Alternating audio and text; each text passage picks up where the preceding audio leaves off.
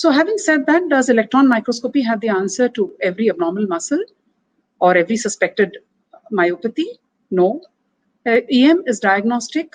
TEM is transmission electron microscopy is only diagnostic in congenital myopathies, especially in the core diseases, where it by itself can give you a diagnosis, and in certain metabolic disorders like steroid lipofuscinosis.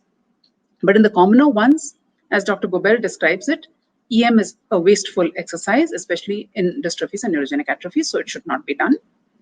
But more importantly, it is helpful in confirming LM findings, light microscopic findings, if a suspicion of mitochondrial myopathy or a storage disorder has been arrived at on light microscopy. These features can be seen very well, the abnormal mitochondria and the vacuoles, on electron microscopy.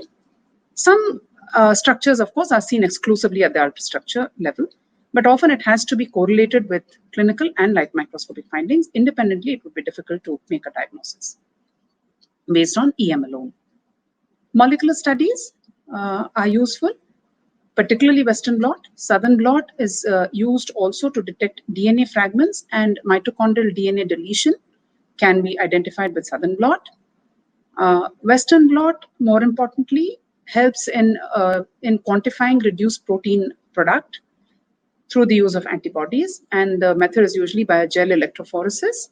And this is very important in certain muscle diseases, especially to demonstrate reduced proteins like dystrophin, dysferlin, and all the dystrophies. And very importantly in calpain, which I've highlighted in red, because in this particular group of dystrophies, calpain cannot be demonstrated on IHC, unlike dystrophin and the others, because it degenerates very rapidly. And therefore, this requires a Western blot on the muscle sample itself to demonstrate its absence. So that brings me to the end of this long lecture, and I hope you're still with me. So to conclude, I would like to say that muscle biopsy is an essential tool in the diagnosis of neuromuscular diseases.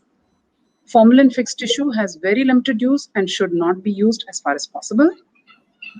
Fresh, snap frozen tissue is mandatory to make a diagnosis on muscle biopsies, along with a battery of immune stains, aided by IHCs and other procedures wherever possible.